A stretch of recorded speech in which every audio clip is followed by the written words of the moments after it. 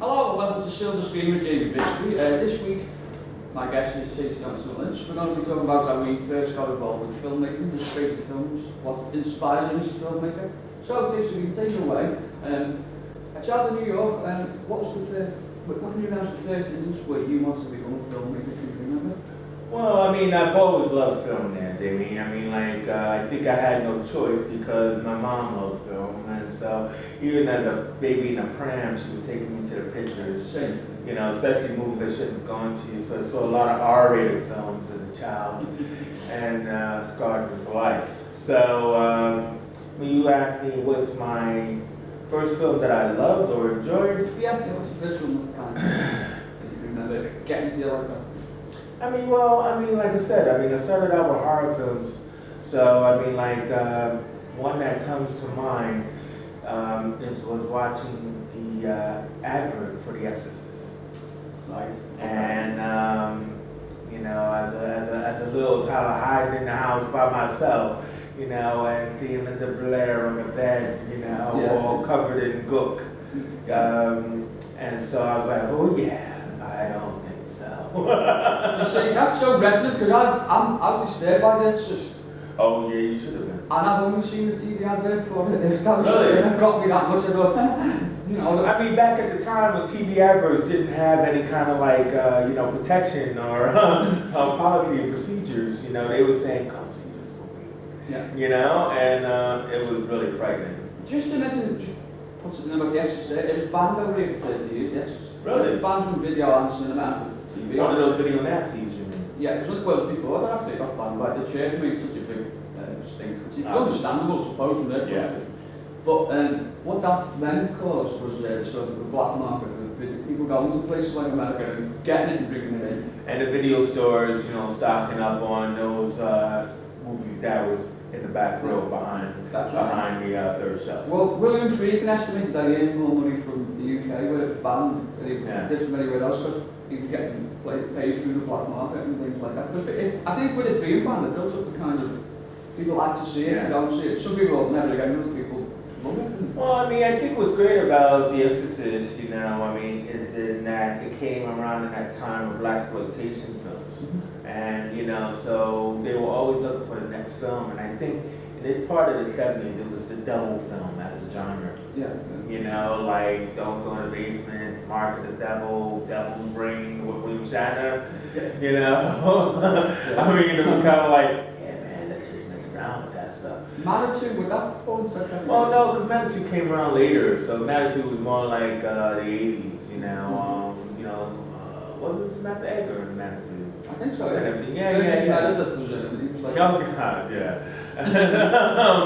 But yeah, no, so who thought we'd be talking about horror films? But yeah, I think for me, as a visualist, horror films were prevalent to my makeup and my becoming a filmmaker because it was the thing that scared me most. And I think what I find interesting is, as a filmmaker, is that not really just kind of thinking outside the box, but digging into your own comfort zone. yeah. So films that scared me gave me such an emotional impact, staining even if you will, that that's why I would think it's really prevalent. Like for example, like in '79 when Halloween came out in America, I remember being in high school and just that shot, another advert by the way, just that shot of Michael Myers in the sheet with the glasses. Yeah. I wore glasses. I just thought that was very chilling. And to me, if you ask me about Halloween, that would be the first image that would come to my mind. Is him standing in the doorway with the sheet over his head and the glasses. Yeah, and I think, me too, I think that was one of the first films I saw. You can imagine what sort of household I grew up in. Yeah, well. But it was, adults in Liverpool didn't adhere to the rating system. It's a film for God's sake, nothing bad will happen, you know what I mean? I'm the result of that. But Halloween was just fantastic on so many levels. What I like about Halloween is when the camera moves slow, the music's fast. And when the camera moves fast, the music's slow. So instantly it jars you. What's going on here? It's all about the sort of kind of messing with the audience's kind of, you know what's going on? Well, it's kind of like you want to run, but you're not going to escape. You know, and I mean, I think that's the thing. Like when Michael Myers like slices Laurie's arm and she falls down the stairs, and all she does is boom, boom, boom, boom, boom, slide down the stairs and stuff. You hear the music, dun, dun, dun, like you just said, and he comes around the bend and he's standing at the top, and she's able to look up and then like get up and start moving, and then he's coming down the stairs, and it's just kind of like he should have got her. Yeah. You know, especially like even when she runs through the kitchen, you know, and everything, and he busts his fist through the door. You know, he should have caught her. But I mean, I think Carpenter was really good in that way, is that he was able to build a tension where there was a semblance of speed, but he was actually the slowest guy in the room. I think another good mention in the glasses with the sheet, that when Michael Myers kills the fellow who gets the glasses from, at that point, audiences were kind of trying to know that men didn't really suffer the same fate as women, you know what I mean? So they're expecting, well, he's going to get out of this.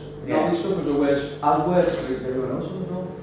Yeah, I mean, that's a very interesting one, because when he stabs him, you know, he stabs him in the gut, and he sticks him to the wall, and he's kind of like with his huge fella sticking outside, you know, and that's probably why Michael's like cocking his head, like he looks like he's hunted it, like he's a moose head or something. Like he's just put this on the wall. That's curious, but you're right about men getting killed in horror films is actually a really interesting, you know, topic in a sense where it's weird, you know, we don't see it because we always see that the guy gets knocked out, you know, or, you know, head snaps and these real quick kills, you know, whereas the women get chased. Now, why is that? You know, I mean, the women could always run and the killer's always chasing them, but the guys, boom, take them out quickly. Yeah, you know? it's a kind of, it seems to be biting that masculine idea of kind of, you know, like men don't run? Yeah, it kind of, it's... Well, you know, actually, one of my favorite foreign horror films is, what was it? I think it was Dario Argento's Demons, or Night of the Demons. Not Demons, because everybody gets confused by the two. Where, you know, again, it's the usual Halloween party and everything, but what I liked about it was there was a black character I call Rabbit. I think he was nicknamed Rabbit, whatever, but I call him Rabbit because every time the killer shows up, he'd run in the other direction with speed. You know, and you know everybody in the cinema because you're watching it on 42nd Street. Everybody goes, "Yeah, go boy, go!" You know, he's out of there. You know, and he manages to survive to the end, which is rare because we're so used to Star Trek and the black guy in the red shirt is always getting killed.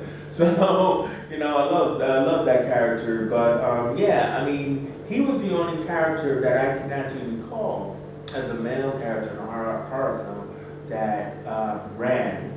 Right? With fear, but ran and survived. Yeah. That's interesting. But it would take a foreign, you know, demon movie to do it. I think at the time, Paul Verhoeven wanted to make a serial killer film about, like Halloween, where the serial killer just killed men, and the studio said, no. That won't play. Yeah, and we've got to see women's breasts, and you can still see them, you know what I mean? And they were like, no, just get out. And in the end, they made Robocop, which some would say is a horror film. No, but yeah, robots killing men. Yeah. Well, cop getting around.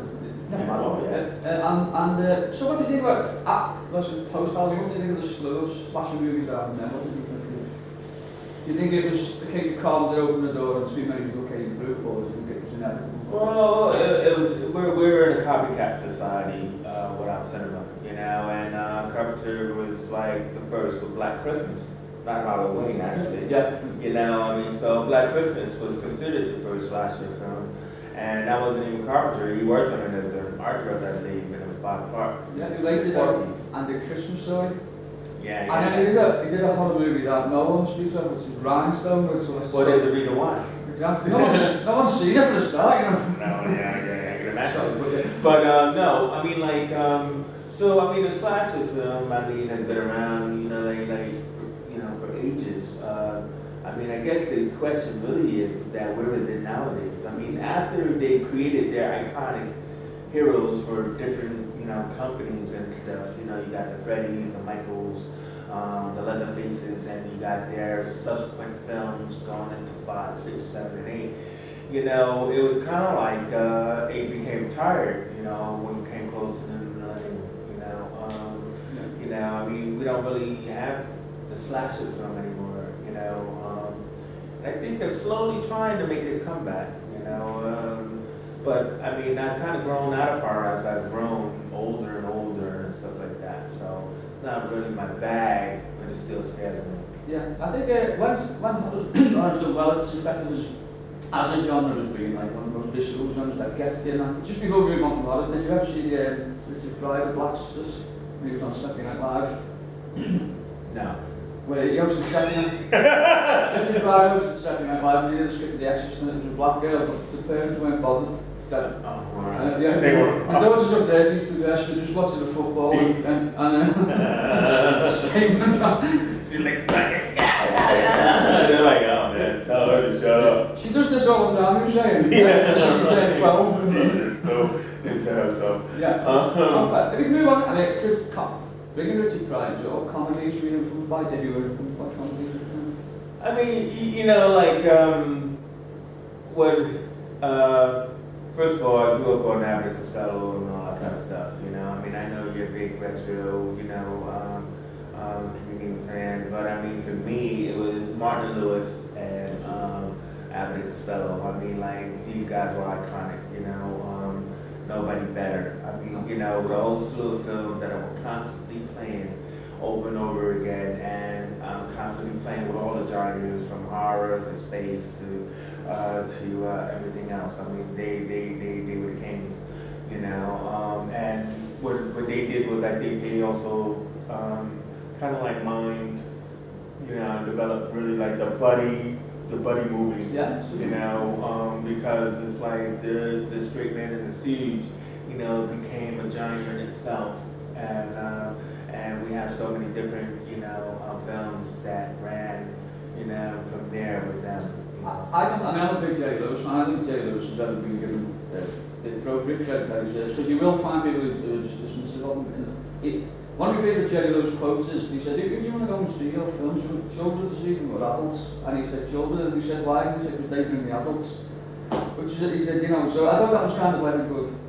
Yeah. Also, I mean, it's something about getting children as an audience, because they go up with you and well, I mean, I don't know, when you say that he never got his due, I mean, I think in his time he got his due. I mean, I think Jerry, he didn't go the way of the dodo. I mean, like, when he had his fans, he had his fans. I mean, like, to me, you know, if you would ask me what would be like my favorite Jerry Lewis, you know, I mean, you know, up there would be Scared Stiff and Cinderella.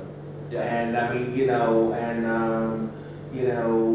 because they were simple yet funny, you know. I mean, they were Jerry doing his thing, you know, whereas something like The Nutty Professor was too over the top for me, you know, being under the makeup and all of that. But I mean, you know, Cinderella actually was really a really great film in its time, you know. Watching. But it's also too is that if you think about. And also too, it's like if you think about like in that period where you have those comedians, you have like the subtle comedians like Cary Grant. Yeah. You know, I mean, Cary Grant was just like phenomenal and the different films he's been in, and I don't know if you could really call like Jimmy Stewart like a comedian or making comedy, because it's so filled with pathos, you know, that he was just pretty much Jimmy Stewart being Jimmy Stewart. I think what Jimmy Stewart and Cary Grant both have got is what Sam Anderson's got now. You know, if you do comedies effectively and then you can do drama effectively, Yeah. you know what I mean? Yeah. That's a sign of a good movie star, if you can like cross the genres like that, and audiences, and, you know. That's true. Because, I mean, Sam Anderson, in the 80s, probably wouldn't have been allowed to do, like, certain films like adding up to Philadelphia in the early 90s, you know what I mean? But here in Philadelphia was the achievement. Because, Well, see, the thing about it is that, you know, like Tom Hanks, you know, came up out of the sitcom, Yeah. you know, so I mean, like, you know, it's funny, you know, like the big mountain he had to climb to get to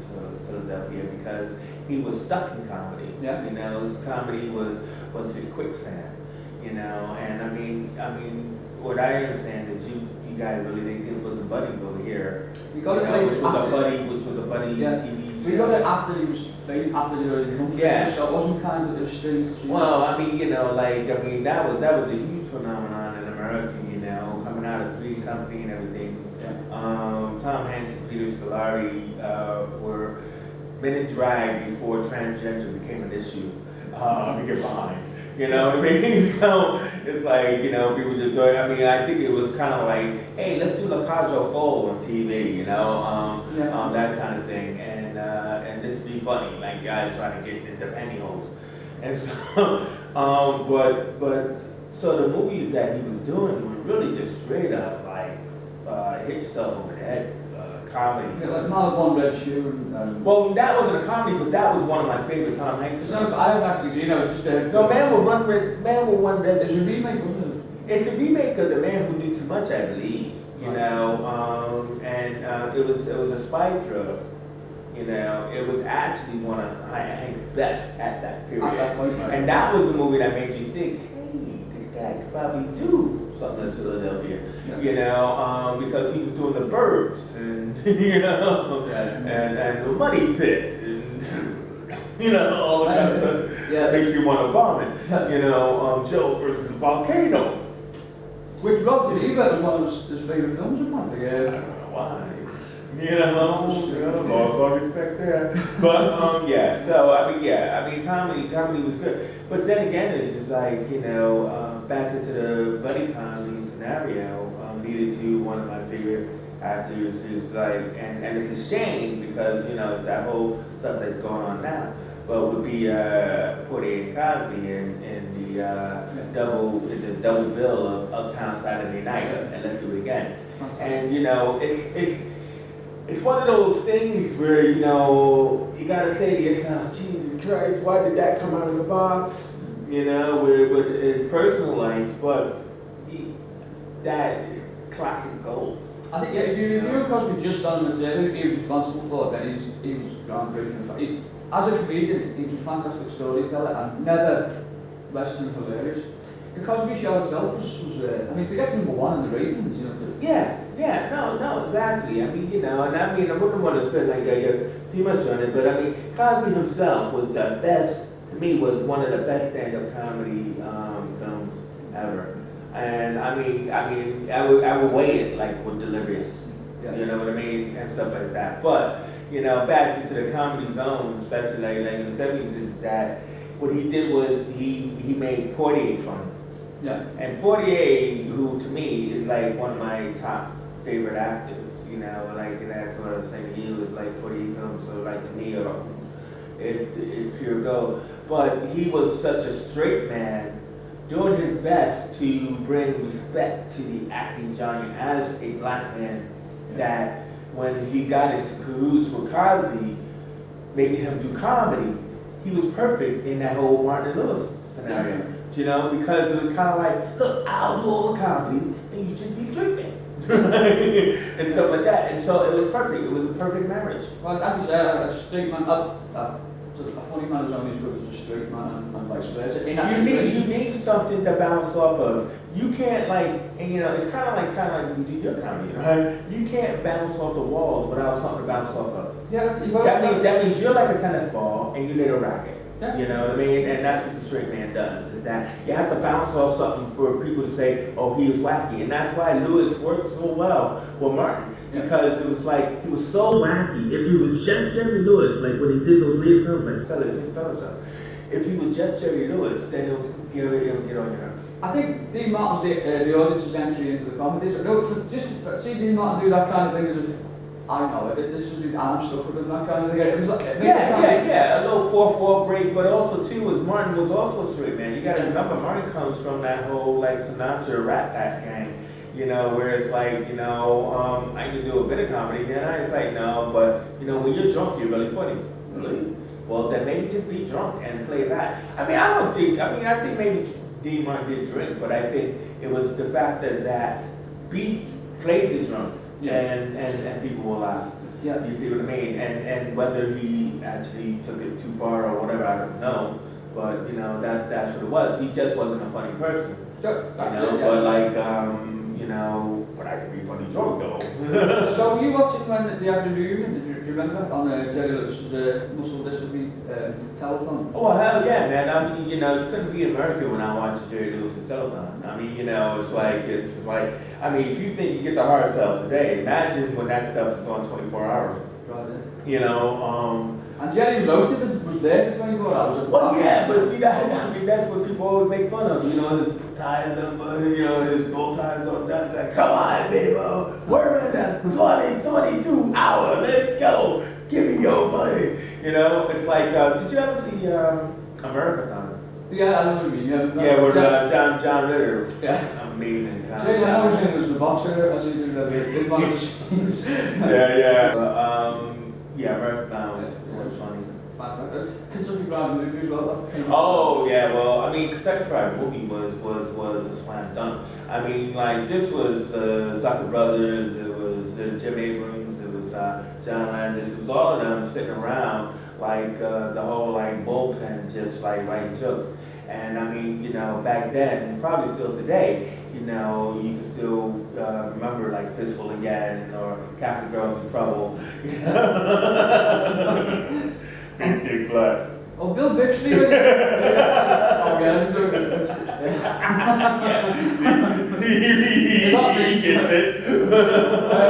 Bill Bixby, when he's standing at an infomercial and there's things going on in the background, like it's about being like self-awareness. So you're not aware of what's going on in the background. But well, yeah, I mean, it was like the comedy was a basic concept. Something happens in the foreground while something insane happens in the background, and the Zucker brothers actually took it to the next level by creating Airplane. The Airplane came out of the Kentucky Fried Movie. Airplane was when that hit, that must have been. I do remember people saying that when these first saw it, you thought, God, all the states in this film, and you think, how dumb can you be? You'd have to know it was a comedy, as if, you know what I mean? How dumb would you have to be? Sure. Exactly. It was no one related to me who said it. Yeah, well, no. I mean, like, the thing about it is, it's like, it's the rejuvenation of Leslie Nielsen's career. Yeah. You know? And the Airplane was, you know, it was phenomenal for its time. And, it was back in the 70s, we had an airplane disaster movie every year. Yeah, that's right, yeah. From Airport 1970, you know what I mean? Then it was 71, 72, 75, you know, I think a Concorde was Airport 80. So it was crazy that every year that's the Airplane movie. Wait, the Zucker brothers said you're actually on a plane, what one? But it's a really good idea. We were on a plane that was flying somewhere, and they looked at Angela Lansbury was over there, and George Kennedy was over there, and O.J. Simpson was up there, and they thought, this is an airplane film waiting to happen with all this. And then they said there was a nun next to a kidney dialysis machine there with the guitar. No, but that was the actual movie. That was the actual movie. So you watched that after watching Airplane, you're like... Yeah, but no, it's funny because I saw a documentary with their mom, and she was in it and stuff, and but they showed the original, they showed like side by side the airport movie and the Airplane, and how this is the original scene, that this is the scene that they did, and it was phenomenal. It was just really funny. Landis actually turned it down. The original script was called the Kentucky Fried Airplane, and he just yeah, oh God, that's so bad. And then he said, no, this is silly, he couldn't see it, and then when he seen it, he was like, I'm the biggest, he was making the brothers at the time, he was like, I'm the biggest idiot, because it was fantastic. But Leslie, I'd like to ask you about what impact Richard Pryor and Eddie Murphy had on you. I mean, I don't know what it says, but like, being a black person in America, it must have been kind of... Yeah, I mean, like, the thing about it is that, like, and I don't mean that just black people were influenced by them, but I mean, I'm just, in itself, it must have been like empowering and inspiring to see people like that doing well. Well, I mean, they're two totally different spectrums. I mean, like, the thing about it is that Rich Pryor, you know, like, you get introduced to Rich Pryor through the records. Mm-hmm. And back then, that's when they had comedy albums, you know, and all that other kind of stuff. And, you know, so you had the records and the stage shows. And Flip Wilson, you know, and all that kind of stuff. And then so with Rich Pryor, you know, he I think he was a funny guy, but he became a legend. Yeah. You know what I mean? He wasn't like because I think you have to go back further. I mean, you go to Red Fox, for example, from Sanford Son. I mean, he was what you call a blues comic. So I mean, like he was so blue, it was like crazy. And blue just means he cursed a lot, he smoked, and he did all that kind of stuff. And you know, when you go back into the period of like Jack Benny, everybody wanted to be Jack Benny. You know, I mean, we're talking about like Jack Parr, before Johnny Carson and all that kind of stuff. And so he had his sidekick, which was Rochester. So Rochester said, "Oh boss," and he was just like in there. And so like people wanted to be in the front without being someone's sidekick. So then Cosby comes along and he's like doing his comedy, and that leads to I Spy, and then boom, that really elevates. Oh wait a minute, it's a black guy wearing white clothes as a tennis player, and all this kind of stuff. Yeah. So it was kind of like we could do this. Dick Gregory, you had all of these black comics who people started to take notice of. So Red Fox, he's doing his blues stuff, and then when television gets a hold of him, they say, well, we're going to tone you down, and so they copied that show that came from over here, Steptoe & Son. That's right, yeah. And Norman Lear did a lot of copying back then, and and he toned them down. So Red Fox, funniest guy on television, not blue at all. So it's like, all right, so it's kind of like they knew that this guy, what's going on? So, prior to doing all his stuff, and cursing and everything like that, television gets hold of him, right? And he's doing shows so he starts on Saturday Night Live, and he's, making his guest spots on there, and you have Flip Wilson, Flip Wilson phenomenon. Yeah. I mean, he's got a show everybody's watching. Yeah. So, then Cosby does his sitcom stuff, and everything like that. So, I mean, pretty much these guys are trying to survive in a white bubble of, American television. They weren't trying to make movies because they were trying to get off of the albums, out of the clubs, and into the box on TV. And that's what everybody's goal set was. So, by the time, Eddie came around, Sanford, he made one or two movies, Norman, who are you, or whatever, something like that, and stuff, and he missed the boat. He's too old. He missed the boat. And Pryor started to make his stuff, Which Way Is Up, Blues Lightning, and everything. So Cosby, oh man, I'm not gonna do movies. I'm gonna stay in television. Yeah. So there was no black movie star, no black comic movie star. So this young cat comes on Saturday Night Live, blows everybody out of the water. And I'm like, who the hell is this guy? So if you would say who made a big impact, I would say it was Murphy, because he just blew everybody away. And then when he did 48 Hours, forget about it. You talk about Will Smith being the $1 million 4th of July king. Eddie Murphy was pure gold, from the beginning. I think Roger Ebert said that there's only a few movie stars who become a true movie star in the first movie, and that's seen when he goes in the redneck bar. And he's 19 or so, and you can't look at anyone else. That's the difference between, I suppose, Pryor and Murphy on the screen, is that Murphy then very rarely played the victim. He was always the kind of like a Jimmy Carvey type. You give it to me, you don't get it back. No, you're right. Just like the way he kicked open that car door, and knocked his mate down and stuff like that. Grabbed a gun. It was just whatever you got me doing, I'm gonna look cool doing it. Yeah. My suit's not gonna be wrinkled, because if I'm gonna be in this movie, I'm gonna be in this movie like James Bond.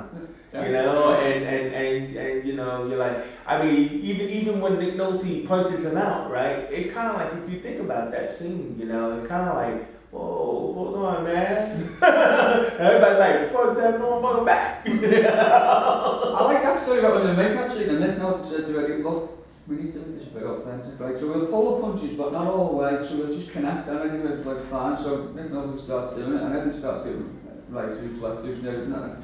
Hey, majors and stuff. Nick Nolte, I'm wondering, what's going on here? She did, my father was a boxer. I said, you might want to tell me. And then Nick Nolte didn't realise they'd only filmed it, so you have to go back and film Eddie again. But I suppose I sort of a lesser person than Nick Nolte. I'm walking off the set, but he's sort of genius in Eddie Murphy. That's funny story. I never know that. I wish Eddie Murphy would do something that, and he doesn't have to prove himself, but just in a purely selfish way, I would like to see him do something that people say, yeah, he's still a, because for me, he's the greatest. What do you mean, like a comeback, you mean? Yeah, a big film that everybody go, But I don't know, man. I don't know. I mean, like, it's kind of funny. Like, it's funny, like if you look at the career of Eddie Murphy, it's funny. It's kind of like Best Offense. Did you ever see it? Yeah. I mean, now. In fact, I was in the remake of it of sorts in the Dudley Moore part, but we forgot about that. So, I mean, this is Dudley Moore's movie. Yeah. Right? Dudley Moore can't do no wrong and stuff. Guy did 10 and everything else like that. And, like, the thing about it was the fact that the movie was not working. And, like, somebody said, yo, this is not working because I don't care about the tank crew and stuff like that, you know what I mean? And so somebody says, hey, this guy, he's hot stuff, he just did 40 Hours, and all that kind of stuff. And he did, I forgot what the second one was. Trading Places. Trading Places. Yeah. Yeah, so, and he worked really well with that, like those guys, the Second Banana stuff. Why not put him in it? So we're not gonna work together. No. We'll just reshoot all of his scenes of the tank crew guy and everything. Yeah. And but what happened was, it's like, so the scenes are all really funny, but you could feel the disjointedness. Yeah. You know what I mean? And it was like, because there was no connection, you could feel it, and it was just kind of like, what am I watching here? And it was like pretty much one of the worst movies ever made and stuff. But it's kind of like he's lost that magic, and I don't know where. I mean, a lot of people think it was when he got into an accident on the movie Metro, and like he was like in an accident, like his face got burned and stuff like that. And but that happened before Bowfinger, so I think Bowfinger was phenomenal. Did you know Bowfinger? I think Bowfinger was phenomenal. And it was very underrated on Eddie's part as well, and like, so I don't know. It's just that when Disney bought his contract, they just made him do all of these crappy, kid-based films and everything like that, and it just wasn't Eddie. In an interview, someone said the critics don't like the latest films, and he said, well, I'm making them for new kids, he said, I don't care with it. But, I mean, you could make good films with his kids, you didn't really buy that argument. But I mean, that brings us to Harlem Nights, which of course have Richard Pryor and Red Fox and... Well, yeah, I mean, Harlem Harlem Nights loves Harlem Nights. I mean, like, there was some major love for all to bring the three legends together, but there was no story whatsoever. No, there was no villain, there was a lot of great suits, you know what I mean? But it was just no story whatsoever in that. And it's a crying shame, you can't even watch that film, and you should want to watch it because of the legends of those guys all coming back together, Probably because he hadn't directed before, a lot of it's very static and kind of, it feels like almost like an edited film, it's edited, but like clip movie with well, it's that kind of thing. I mean, you have brought up this thing, I mean, it's not, I don't think it's all time, but you brought up this thing about these new movies, like the Black Panther movie should it be made by a black director and all that kind of stuff. And, I mean, it's a shame that, like, Harlem Nights proves that, no, it shouldn't have been, because I think it was, like, Eddie Murphy's love of Red Fox, and Richard Pryor, that he said, I'm going to do you guys justice. We're going to make the best movie, you're going to look fantastic, it's going to be really good, and didn't nurture that script. And it was kind of like he wasn't a director at that stage, I don't even think he's a director now, to say, I'm going to actually do it. Nobody's going to tell you what to do but me.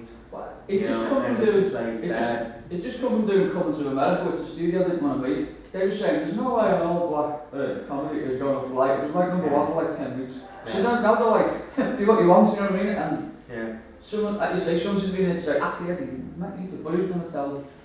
Well, yeah, but I mean, this is a shame. Like, who's gonna tell? But like, the whole deal is that there's a lot more to it. I mean, but I think the reason why. Oh, that's a machine. I think the reason why I brought it up was because the Red Fox into the I know, right? Yeah, right. I think it's the idea of what I was trying to say was it's about the world view, right? You know, it's about having that kind of symbiosis with the topic of the subject and everything else like that. But it also is about making sure that you have the people around you to make that work.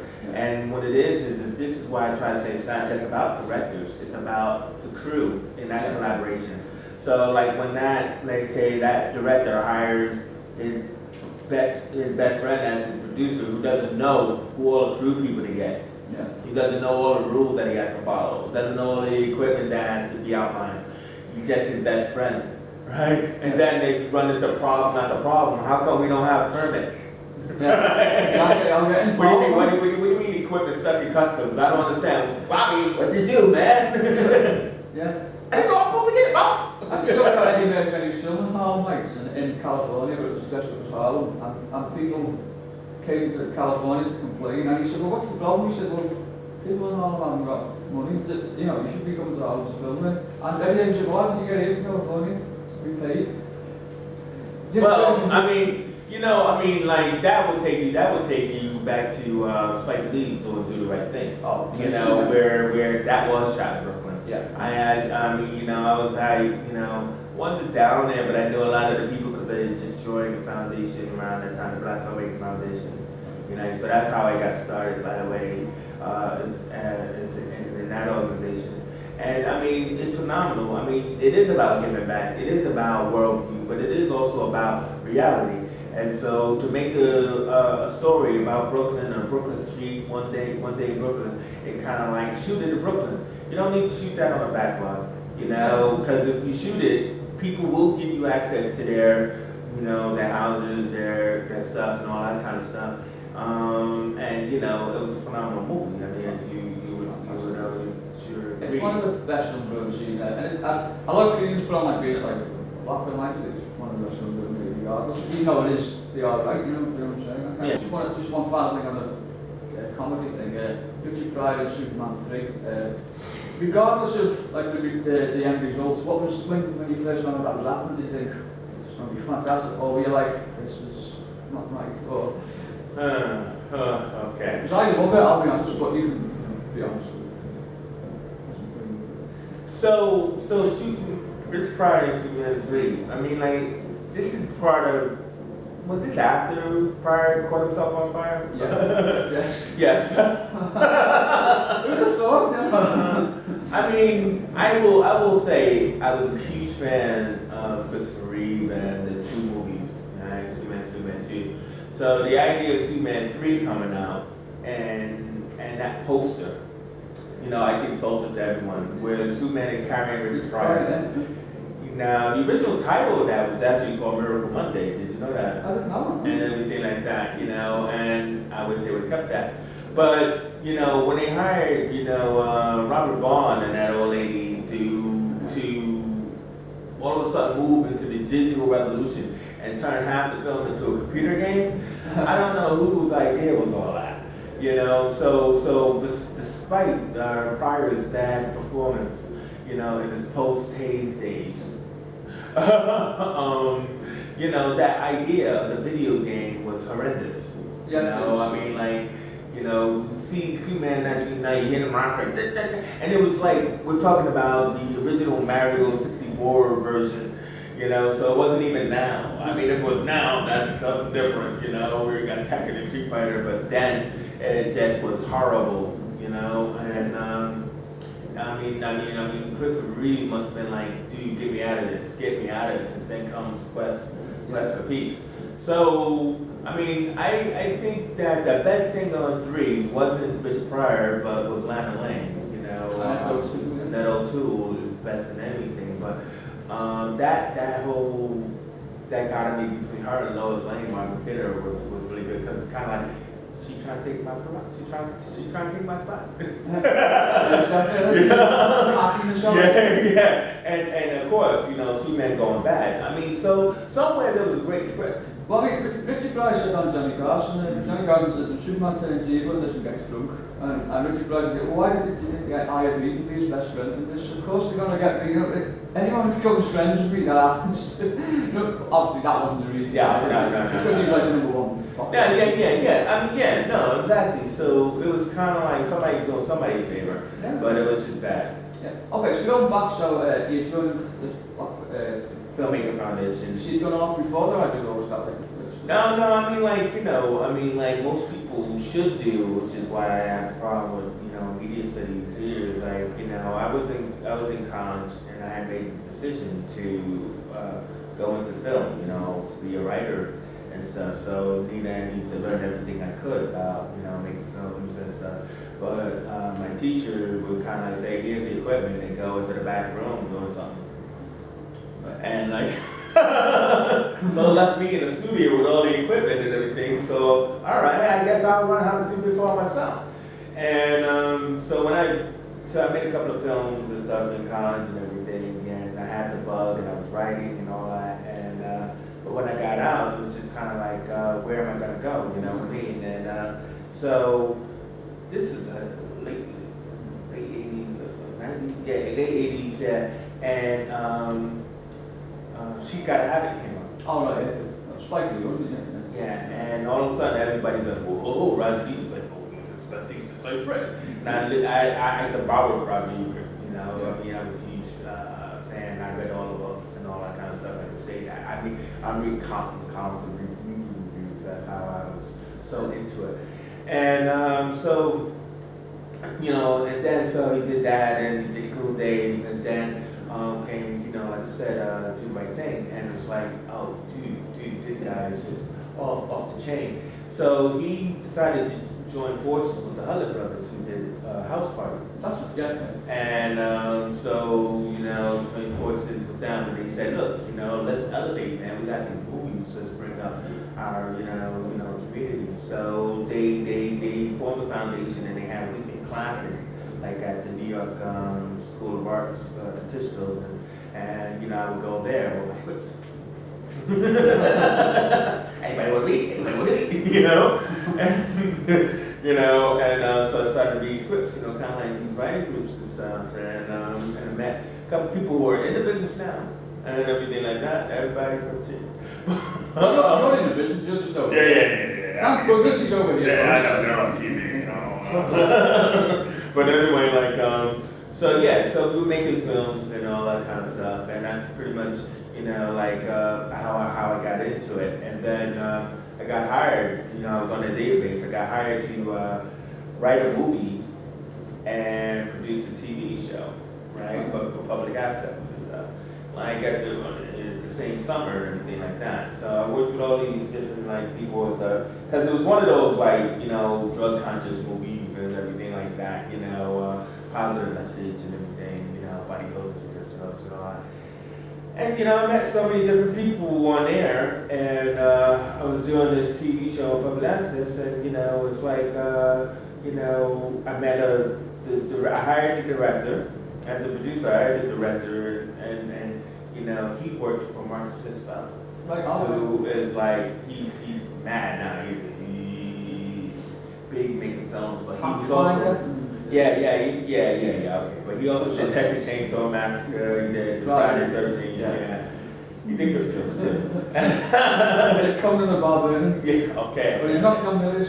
No, not at all. But he was one of the top 3, music video directors. So it was him, David Fincher, and Otis Lee.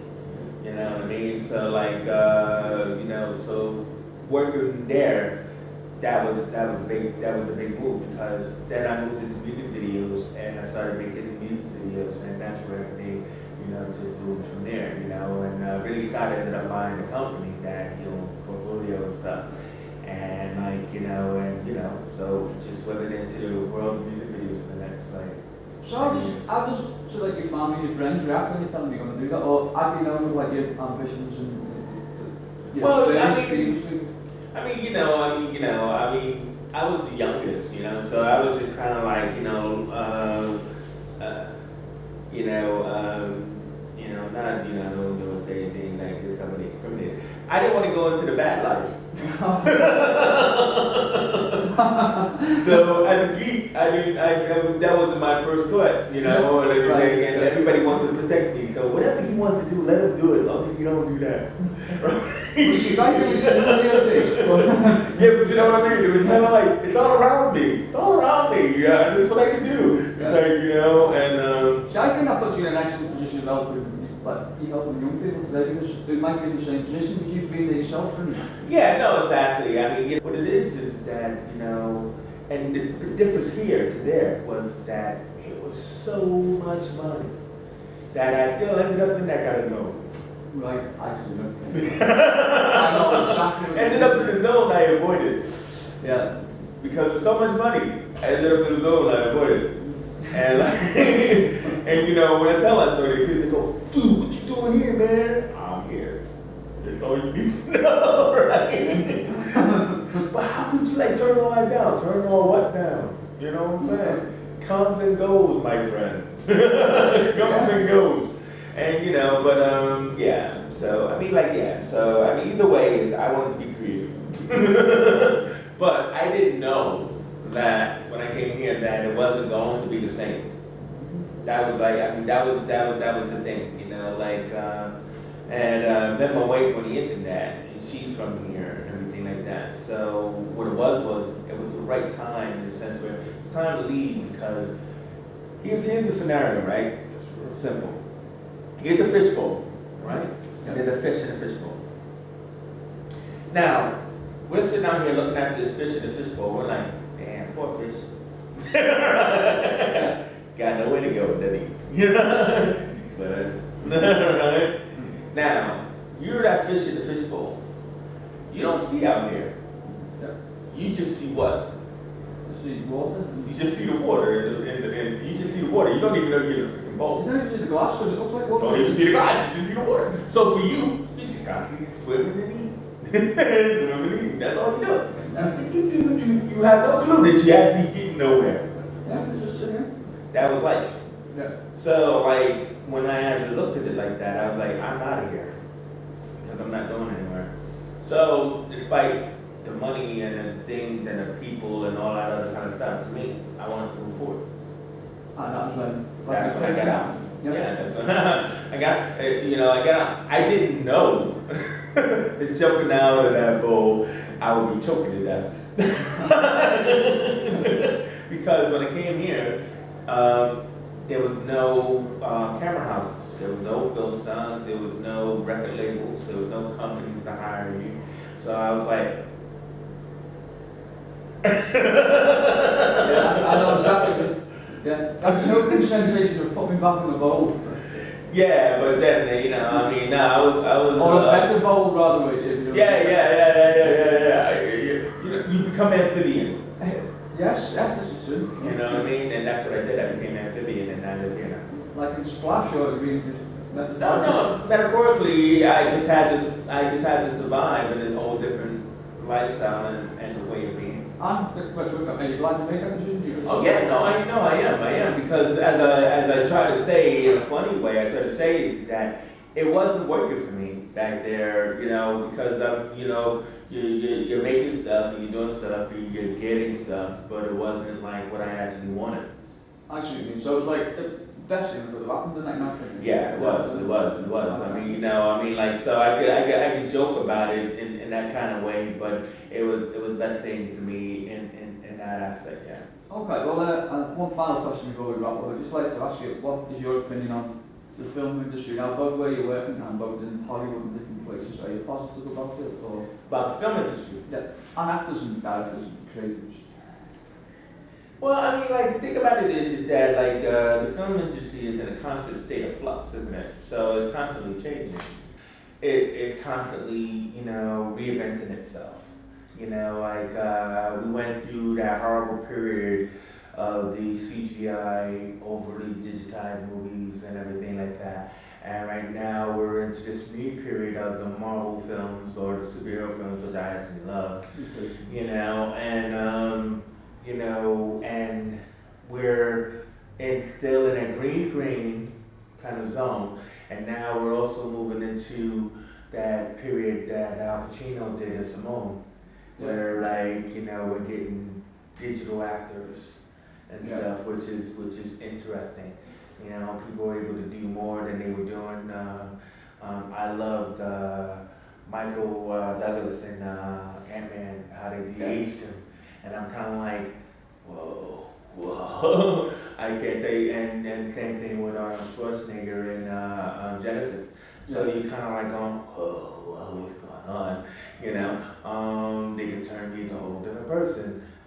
So I think that's amazing about where film is now, where it's going. I think that's one of the, just to cut the a little bit, I think that's one of the reasons why the Hulk and the both Avengers movies has been well received, and that the creation there of the Hulk itself was something audiences could touch maybe a little bit more than the Ang Lee and Louis Leterrier Hulk, you know. Yeah, I mean, you know, it's not about creating a 10-foot Hulk. I mean, you know, I mean, like, nobody wants to see that, you know. I mean, Hulk was big, but he was never 10 feet tall, you know. They did that with Sasquatch. I mean, that'd be a difference, you know, from Alpha Flight. But Hulk was not 10 feet tall, you know. I mean, Lee never got it. That Terrier didn't get it, you know, but, you know, Whedon does get it, you know what I mean? So, like, in that fashion is that Ruffalo is a good choice for Hulk. But I still think that Ed Norton was the best choice for Banner. Ed Norton's fantastic, yeah. You know, I think Ed Norton was the best choice for Banner. So, you know, I mean, but like I'm saying is that, like, but as far as, like, you know, like, where I am is what you said. I mean, you know, pretty much, I mean, like, where I am is, like, I'm resigned, you know, like I've always believed that any form of film takes a team of people to make it. And so, like, you know, I, like everyone else, started out as a writer who wanted to direct everything he wrote. And, you know, it took me a long time to recognize that directing took me a long time to recognize. If you're wondering what that noise is, we've been joined by someone who's off camera. Yeah. It takes me a long time to recognize that directing is hard and you need a team. So me, I was an assistant director for years and stuff, and so I became a producer. So I was kind of like the guy that helped the director make these things, and I had to just recognize that's who I am. That's my lot in life. If I don't have to be the guy who goes in first to the door, but I'm gonna help you get to the door, and I don't need to be that one out in front, you know, because I get paid at the end of the day, right? So I don't need to be that one in the front. But like, I love producing more than anything else. You know, that's what the ideas are. That's what the creativity is. I love AD and I love helping, you know, the director make his stuff because I think that film is organic. You know, it's a process. So, like, if you're making your film, I'd rather help you make the best film you can make as opposed to directing your film and then I'm stuck trying to direct without somebody like me helping me. And I think, you know, last thing I'll say is that's where it happens. Like, if you looked at any of my films, you might say, hey, you know, this guy talks a good game, but his films don't show the same game he talks. And that is because in that collaboration, I believe that I need that producer and AD to help me make that film. Yeah. And so when I help other people make their films, you know, come out the way it should come out because they have that support. Yeah. So I need that support too. So if I don't have it, I'd rather just sit back now. But it took me a long time to just say, you know what, I'll just chill. That was bad. That inner piece there, that's come from language, for instance? Well, you know, say, you know, I don't know, but I'm just saying, you know, you just got to be real about it, you know. Well, I can say from a filmmaker's point of view, working together is ideal, and I think everyone who works for you thinks the same, and you're a good person to work for because you're a good sounding board and you've got vast knowledge and. Yeah, well, no, I appreciate that. I mean, you know, because it's the factor of like that's what you all need. Yeah. And I mean, there's so many. I just want to say this last thing: that Project Greenlight, you've heard of it, right? Well, it's back on again, and it is fantastic, right? Matt Damon and Ben Affleck doing Project Greenlight again, and so now they're working on a comedy film that originally was written by the Farrelly brothers. And they selected a director who was a serious pain in the ass because he was so particular about what he wants right? And they took that on board to make it seem like, oh, this guy, he must be a real auteur. And no, he's a real pain in the ass. And so all you see is each episode is his fighting with his producer, right? Perhaps a great black woman, right? With his producer who's trying to tell him you can't have everything. And he's like, I want what I want, I'm a genius, I'm a freaking genius, and they all love me. I know what I'm doing. I need to shoot this on film. I need to do that. It's like, dude, you know? And I love it. It's amazing. So check it out, Project Greenlight. Yeah, Project Greenlight. It's on HBO now, man. And I mean, of course, you know, I get it, you know, in the ways I get it. But but it is fantastic though. But my point is that it's the process, man. You got to trust the team that is working with you. Your producers will never let you down, and that's why I had to realize that that's who I am as a producer, more than anything else. So I don't try my best to let people down. I try to give them everything they possibly can have, and you know, hopefully they take it on board. Brilliant. Okay, so well, thanks for talking to us. Well, thank you, Jamie. I really appreciate it. That's really good, man. You know, this has been Jamie Bixby's Silver Screen, and I thought it'd be nice to end with a classic clip from a classic movie that we mentioned. So here's Richard Pryor in a pink tablecloth skiing off a building in Superman. We'll see you next week, folks.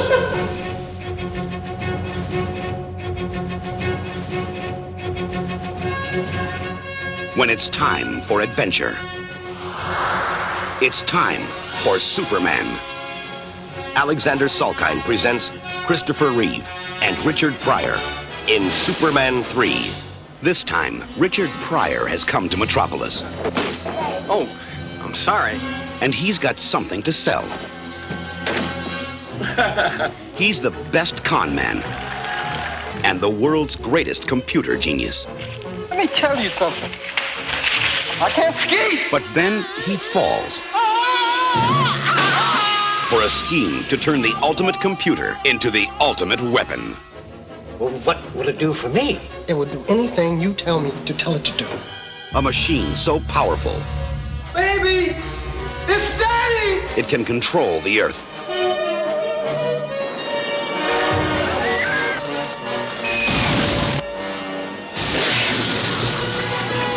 No. Now, getting down to business. Change the weather. You know something? You're a genius. And reprogram Superman. Thought you'd never get here. Well, I hope you don't expect me to save you, because I don't do that anymore.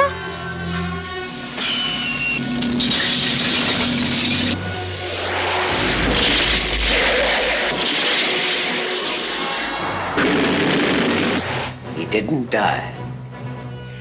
I asked you to kill Superman, and you're telling me you couldn't even do that one simple thing. Ah. All right, Webster, the game's over. But only the man who pulled the switch on Superman Oh, see, I'm not with them, Superman. Could have fooled me, mister. can pull the plug on Super Machine. You're going to go down in history as the man who killed Superman. No.